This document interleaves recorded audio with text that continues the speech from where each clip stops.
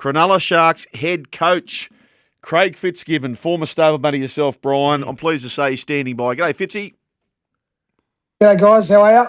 Mate, we're going better than your co-coach, not your co-coach, your assistant coach, Stephen Price there. He's had a double knee replacement, Brian. Oh, has he? Yeah. And he's lost Josh Hannay, so you're on your pat, Craig.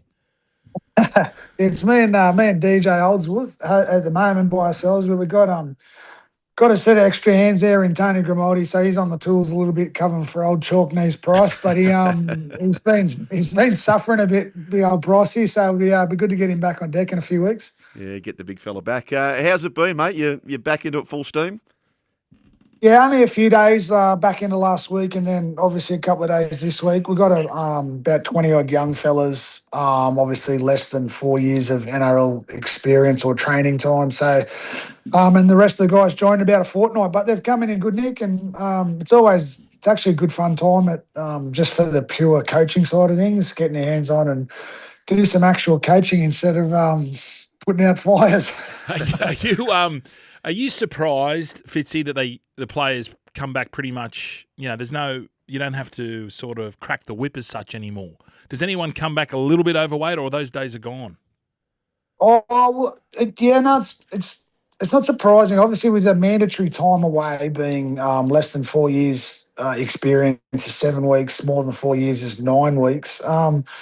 I just think by the end of that time, they've had time away, they've refreshed, recouped, and they're actually itching to get back into it because they get to that probably at that state where training by yourself can become a little bit boring as well. So I think we've probably had more numbers turning up just training on their own time. You're not allowed to organise sessions for them, but the more numbers we've had, this is the most we've had training ahead of time off their own volition this year. So it's actually a good sign, if anything, that they're keen and ready to get back, and they're looking good nick at the moment, so they've done some work. So the days of the Fat Club, you can't say Fat Club now. No.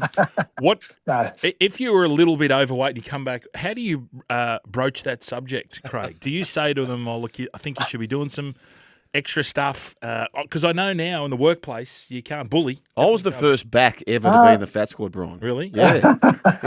And you haven't got out. Still there.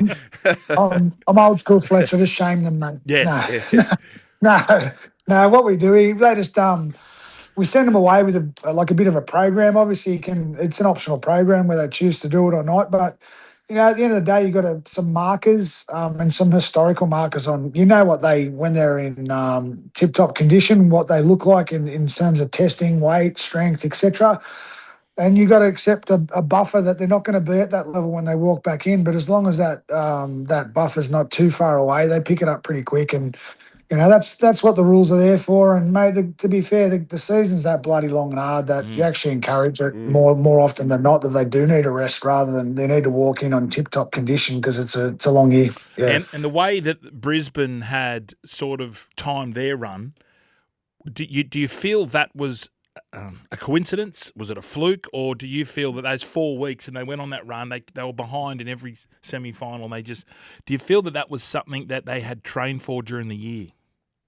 I don't know if it was scenario training or whether they'd prepared for those moments, or they've just got, obviously the Reece Walsh form was a huge marker. They were competitive. They might not have won every week, but they were still playing pretty physical footy. And then, I think Reece Walsh probably had a run a bit like Jared Ain did in 2009, where it was just huge momentum swings off the back of some of his key moments, and mind you, defensive moments as much as attacking. So, at the end of the day, you got to get yourself close enough to earn the opportunity, and Brisbane did that, snuck into the 4, and then now they got their run and deserved premiers.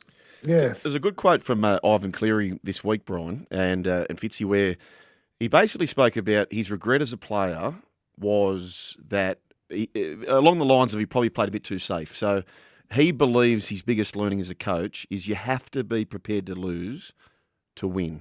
You have to be prepared to fail to have success. So he goes after it far more than he may have as a player. Fitzy, do you find that same mentality yourself there at the Sharks? Oh yeah, well, I think you need it when to be fair for us, we've sort of been we've had to be going up against it for a number of years. Obviously, the narrative around playing at home ground to not winning semis, to not winning big games, to not being able to sort of got the semi-hooter off our back, we can't deliver under pressure. So it's sort of been like a little bit of a challenge there for us anyway to be able to keep taking risks. But we've learned the painful way. And, this year was painful again, but I think can confidently sit here now and say this is the first real, I thought we were more authentic this year. I thought we actually got a lot of confidence in our bones now that lends well for next year, but it's such a long way away to get there by the end of next year that you've got to get a lot of things right. And in and around that, there's got to be some element of risk. Can't be, I think what he's alluding to is, the old 5-hit-ups kick just all the way to a grand final victory is not going to make it either.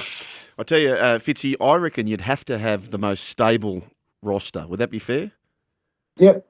Yeah, no, it's very deliberate, Joel. It's not, I think we're quite deliberate in that for a couple of reasons. Every audience is different. Every club's set up differently. Every club has different resources, infrastructure, etc. But for what we have to operate with, we need to be pretty consistent. And then occasionally we added at the start. We stayed stable. We brought in sort of Kafusi a couple of years ago. But if a player like Adam or Blayke comes on the market, like you're not doing your duty if you don't go and sign a player of that caliber, right? Yep. So.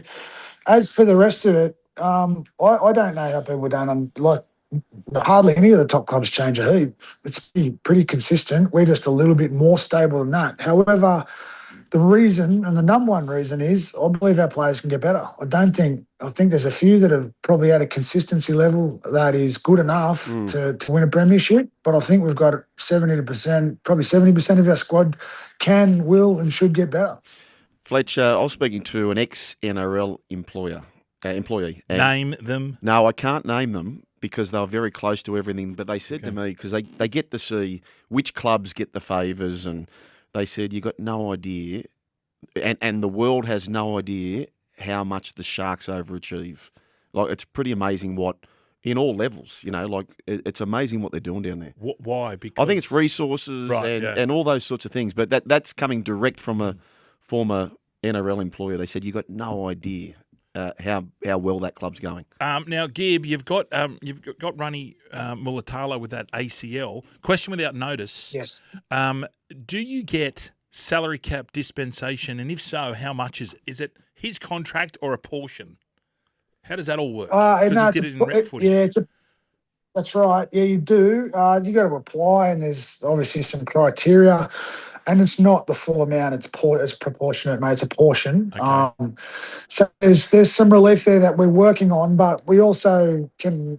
We don't have to make that initially either. We can wait until we want an adequate replacement to bring that in. We have some time to make that decision, and we've also got Sam Stone Street and Mawini already there, pretty capable of stepping in and playing really good footy for us. So those guys will be in the front. Have you put a line through him? Like, is there a chance he might come back late in the year, or are you just he'll get the back end of next year. Oh, he'll good. It's really hard this far out to put an actual time on it, but he'll get back and play footy. And it's a bit like Sione this year did his shoulder in the first trial. We got him for the back half of the year.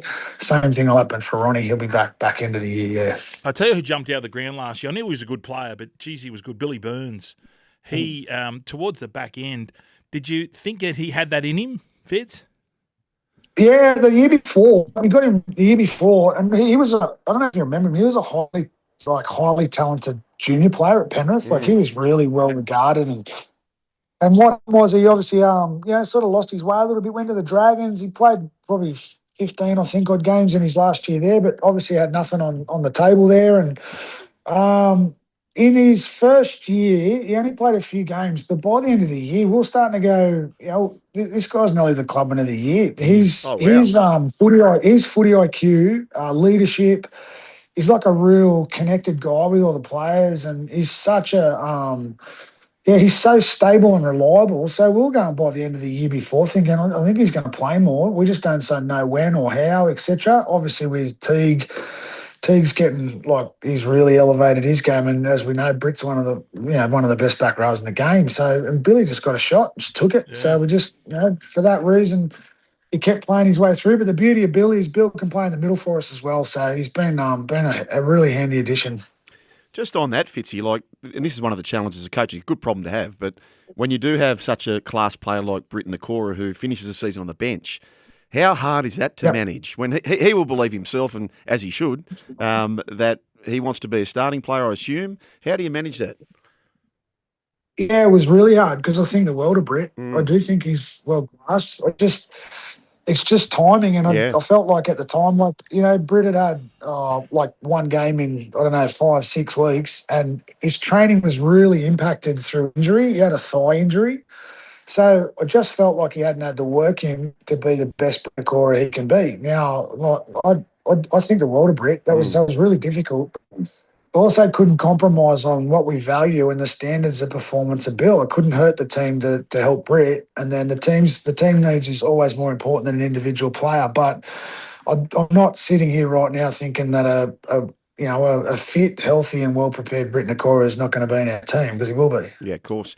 Josh Hannay, first assignment versus C. Fitzgibbon, Brian. Oh, yes. Yeah, how do you feel about that? A bit late night texts before the game, Fitz. Yeah, it was an AI draw, wasn't it? How'd they know? No, it'd be good. Really happy for Josh. A wonderful servant, and he did a terrific job before I'd arrived as an interim coach as well. And he's a really good guy, and he's been ready for a number of years, and he just waited for the right opportunity. So I'd be pretty certain he'll help the Titans improve. And we're looking forward to butting heads, but we'll never let it get in the way of our relationship, because we've served some good time, had some really good times together. You know what, Fletch? The manner in which he's departed, and of course he wants to go and coach first grade, the way he spoke about the Sharks, I thought it was pretty classy from Josh. The respect that he has for Fitzy and the coaching staff there at Cronulla and the boys there. So I'm sure he will do well. Now, Fitzy, this R360.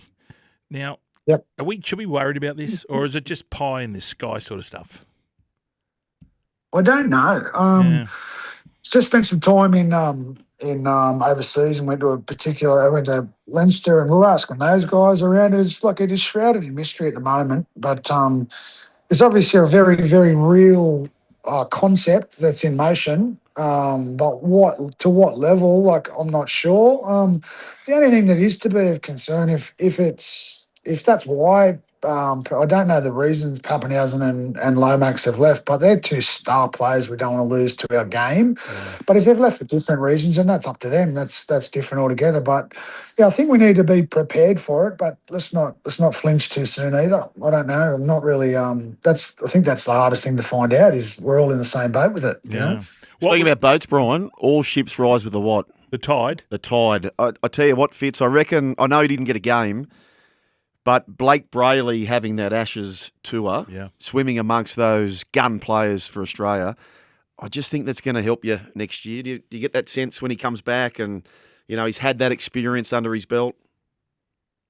Yeah, absolutely. I would have loved to have seen him get a game, obviously, but not to be, but still fantastic experience. I was talking to him today about it, and the confidence he's got out of it. And the hard thing for Blayke, he's been a really good player for a long time now. It's just we're thankful for our club and thankful for him that he's actually being really starting to get noticed. He's undeniable now. So, but he's also aware that he has to hold that form, if not grow it. And obviously team success warrants individual success. So our team's going to have to do well for Blayke. But mate, he's ready for whatever arena comes his way. That boy. Was this because he's re-signed till 2030? I think it was. Was there any danger of losing him, Fitzy? Did it ever get to? Was it going to get a little bit heckos, or you always thought he was going to re-sign? No. The very second we started talking, I looked at him and said, "I don't want you to leave." And he said, "I don't want to leave." And then it was always just that whole. There's always posturing between the club and manager. Yeah. Manager's trying to get the best out of the club. Club's got to manage everyone else as long as Blayke. But whatever was going to happen, we were really, really and supremely confident we're going to keep Blayke. He's remarkable. When you see him in person, how small he is. Yeah, I got a shock. Because he plays 80 minutes pretty much everywhere in the toughest one of the toughest positions. What's he like, Fitzy, away from footy? He won't die of a stress-related illness. Right. He's pretty it's very. I think that's how he doesn't get it. There's no tension in him whatsoever. Right. He's just cruising in, and he's just so fit. Like it's next level. His fitness is elite. Like he can just run all day, manages himself. He's very professional. You know, he's not. He just looks after himself really well. He's in a stable relationship. He loves the club, but he just manages everything really well and stays stable. So every training day looks the same. Yeah. And I think, every day he walks in, he presents the same way. He's never in a bad mood. He's always positive. He's always upbeat. He actually grew a bit as a person with the leadership role this year when Cam got hurt. I thought he stepped up a little bit more and gave a bit more of himself to the team, which was important. So, but yeah, the scary thing is I think he can get better. Yeah, I think. How old is he, Fitzy? 25, 6 now, I think. Wow. He looks 12. He looks like an altar boy. I feel like he should be going to mass on a Sunday with doing that thing, that hecko smoke that comes out. What is that smoke that comes out? I need to know that sort of stuff. That's great. If it keeps you looking young, I'll start going to church. He is the Benjamin Button of rugby league, isn't he? There's a few. There's a few. I'll tell you who's the Benjamin. I don't know if you got around this. Digressing. I watched the Eddie Murphy doco. He's 64. Oh, I know. He looks the absolute Mickey. That's a cracking doco, Fitzy, too, if you need some downtime. Well, mate, big year coming up. What I wanted to ask you was, though, like, given the fact that the squad really has, like, you could almost pick the starting side from 3 years ago, Brian. It has been so stable. But, Fitzy, you're doing great things there with the juniors as well. Now, the more stable this team is, there must be, over time, a backlog of players knocking on the door. Is there anyone that we should look out for in the trials that, may be very close?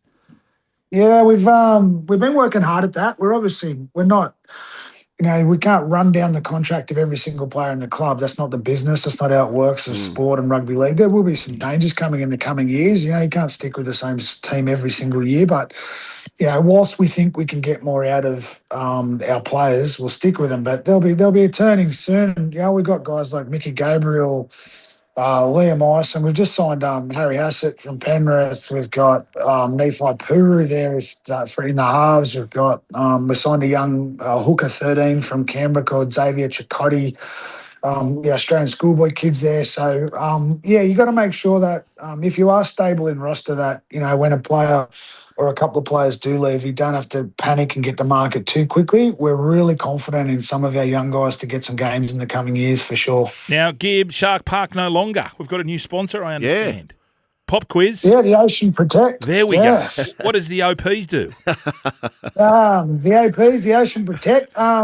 Basically, water, call it clarity, but they basically look at stormwater and runoff and treatments and infrastructure and maintenance of stormwater runoffs into the ocean to try and protect the oceans, obviously, hence the name Ocean Protect. Brian. But well, that's the thing, because people when they wash their cars, they think, they got all the soap or the chemicals, they just whack it down the stormwater. No good. No good. It goes so I they live. Develop strategies on that. That's good. All that stuff. Ocean Protect. There we go, Brian. And because it's right near the ocean. 3-year deal too. It's good. 3-year deal. So, hey, Craig, thanks so much for your time, mate. We've taken you a long time. It's almost round one in about 5 minutes, so we better let you go. Good on you, Gib. Enjoy the lead up to Christmas, mate. All the best to you, the coaching staff and the boys there, and we look forward to catching up throughout the year. Yeah, thanks for having me, boys. See you, Craig. You're still here? We'll see more on the Joel and Fletch socials and catch us live on SEN Radio, because if you don't, you're an A grade, but if you do, you're the absolute Mickey.